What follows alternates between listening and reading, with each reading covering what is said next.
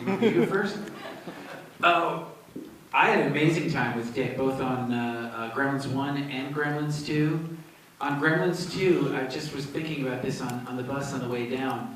There's a moment where Dick comes in and he surprises Phoebe and I at our apartment, and he has to pretend that he's completely better from the trauma that happened to him, and then he keeps hearing things around him that aren't there.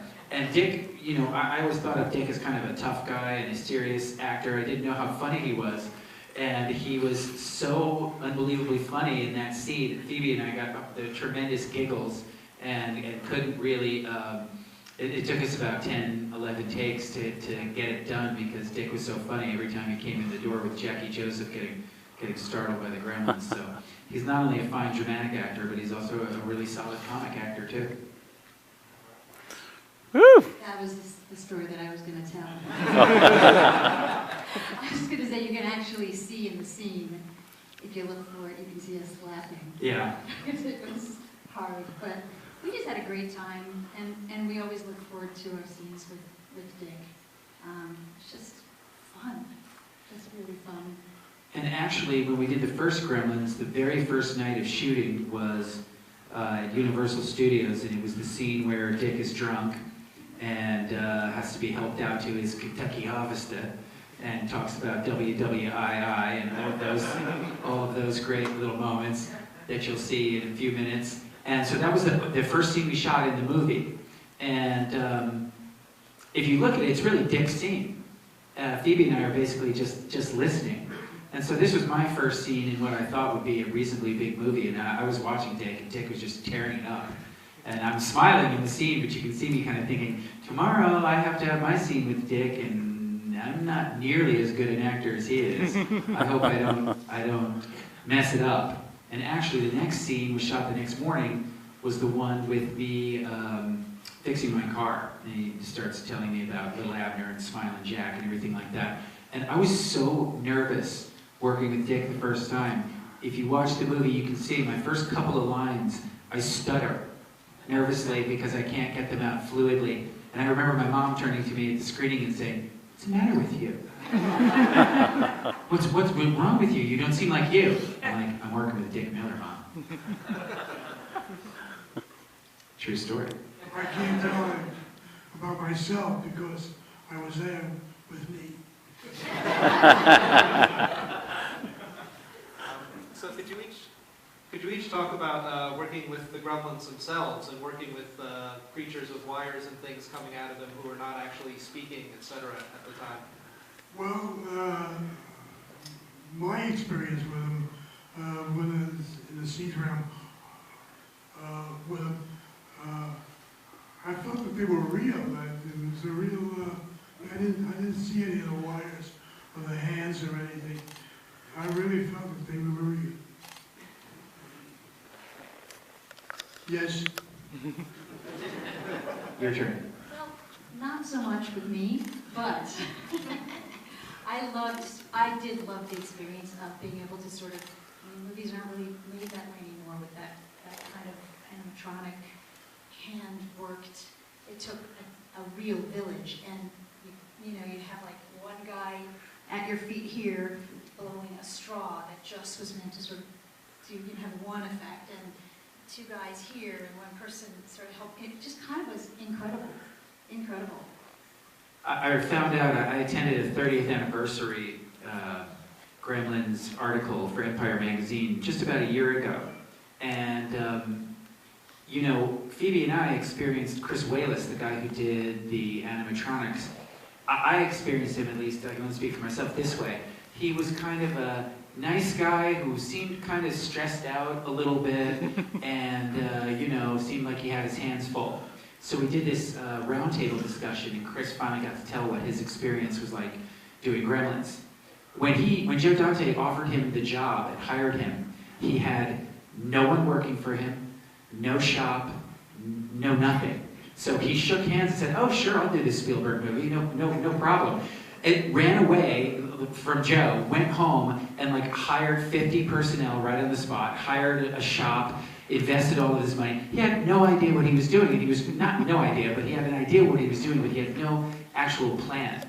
So he had to make it all up as he went along. And he said he was about 2 or 3 days ahead of what everyone was asking him to do. But basically that was his window, was about 48 hours. So he said he came close to having a nervous breakdown on Gremlins, and whenever he thinks about it, it's the single worst experience of his life. And also the best experience of his life because it made him, and it was huge, and he also got a percentage of the merchandise. So there you go. I didn't know that. Yeah.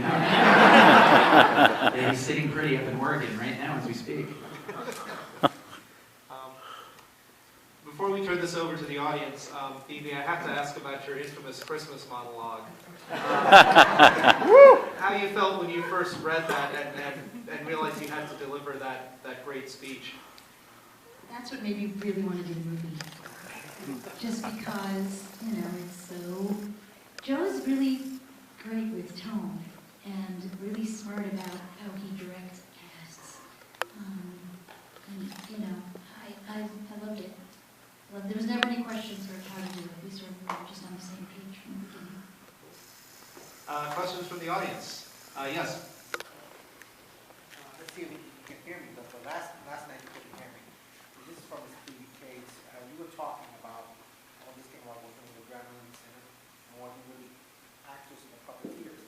The toughest scene must have been for you, the bar scene, in which you're serving all these Grimlins all at the same time. Was that the toughest scene for you? Yes, because I think there are few real screams in it. It was maybe because there were some cockroaches. It was like one of those hot sets with food and soda and everything spilled everywhere. So it was what it is, Any others? Yes. Has anybody approached you or asked about Gremlins 3, maybe doing a Gremlins 3, or would you be open to something like that, Or is that something that's just, I don't know. Well, people have bandied about reboots and Gremlins 3 and ideas and this and that, and Joe has discussed it and people have discussed it, and what it really comes down to, I think, is two major things. One, it's been 26 years since we shot Gremlins 2. It's an incredibly long time to come up with a part 3. They're remaking everything. From a business standpoint. Yeah. But the other situation really is the advent of CGI, and now it's completely eclipsed practical effects and animatronics. So if the studio wants to do it, they're not going to pay for the practical effects. It's just going to be a CGI thing. Yeah. If it's going to be a CGI thing, Joe doesn't really have any interest in doing it. Yeah. So there you go. I think they should just do Gizmo with practical effects, and then the Gremlins with CGI, and have a little compromise there. Yeah. What do you think, Dick? That's a good idea. 25 years is nothing. We can all be doing the same parts. Just grandparents, grandchildren getting in trouble with the Grimlins. I always wanted to see a sitcom about the Futtermans, but I don't know if anyone. Me too. Yeah, me too. Other questions? Yes, over there. We're not supposed to feed Gremlins after midnight, but when can you start feeding them? 9 a.m., 6 a.m., what's the rest? Well, if you remember in Gremlins 2, we kind of addressed that a little bit, the absurdity of the rules, what if a caraway seed gets stuck in your teeth, and then you cross the international date line. So if you haven't seen the movie, you should check that scene out. Next question. Over here. Hi, it's just for Dick. So chopping mall, bucket of blood, flies on moving. Who's Walter Paisley? What was the question? Chopping It's Mall, your character. Twilight Zone. Who is Walter Paisley? Which one is Walter Paisley? Walter Paisley. Who Oh, played? Walter Paisley. Walter Paisley is I guess it's Joe Dante's trouble. I played the part. We did another picture, and I said, what's the character's name? He said, Walter Paisley. I said, well, you just did that. He said, no, it's just a name. I said, all right. Third picture came up. He said, you're Walter Paisley. I said, same part. He said, no, just the name.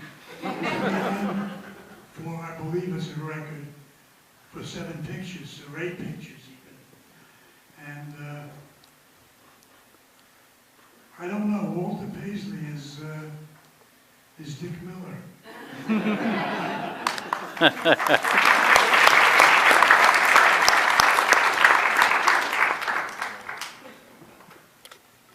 More questions? Over here. Other than Gizmo, do you have any other personal favorite of the Gremlin characters? Who's this to? Many of you. Do you have any other favorite Mogwai, Dick, other than Gizmo? No, they were all about the same. Funny little, you know what? And, we took them as they came. How about you? Come on, I'm kind of partial to Giz, you know what I mean? And he was my buddy. We spent a lot of time together, but I thought some of the ones in Gremlins 2 were pretty cute. You know, I kind of like Daffy too.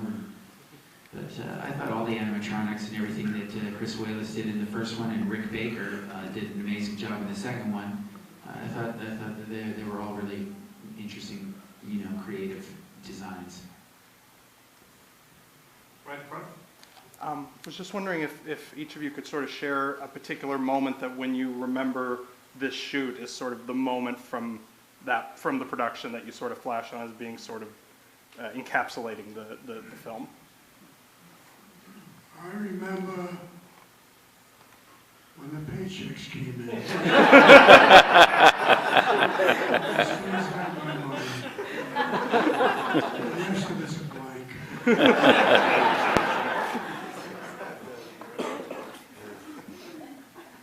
Seminal moment for you, Phoebes? Do you have one? Do you have one? No?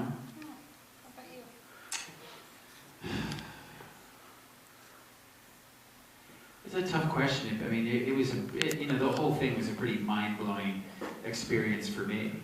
I mean, by that time, Phoebe had already done Fast Times, she'd done other movies, and so this was really kind of like my first or second real thing. So everything about it, you know, it was the first time I'd ever been to California. I couldn't even drive. I didn't have a drive as a New Yorker. You know, I didn't get my license until I was 22, or when I was 24. And the only way I got around was Phoebe would pick me up in the morning in her white Toyota Cressida and give me this. She was great. She was a trooper. She did go down a one-way street one time. Do you remember that? I went down the wrong way street. And I was like, what the hell? But she was great. And yeah, so I mean, I just, it was all so new and I was so young. I guess maybe the last shot, when I realized it was the last shot on, I think it was like August, first week of August. And then they were like, Joe was like, yep, this is the last shot and you're done. I think that was kind of like, wow. That was kind of trippy. Which shot was that? Thanks. Thanks. That was the shot where the gremlin pops out of the infirmary, and then the camera pans down and you see the bit of elastic go out through the thing, and then it's just a shot of me watching go and my head kind of bangs against the wall, like it relieved. It's just this very, very simple shot. It was the last one, and then I was back on a plane, back to New York. Pretty trippy. I have to say, that shot got the biggest scream when I saw it in the theater when the gremlin pops out of that door. Everyone in the theater was out of their chairs. Got time for a couple more questions back there? So where is Gizmo now? Like, why is it here? Anyone know? She wants to know why Gizmo isn't here now. Take it. Gizmo was in I asked him to show up, and he just couldn't make it. One last question? Over here? This is for Phoebe. I was just wondering what it was like to have Judge Reinhold lusting after you again at the Fast Times. Wanted to know what it was like to have Judge Reinhold lusting after her for a second time. It was all right. Okay, well, we have to wrap this up and get the movie rolling, but I'd like to thank our guests for coming and talking.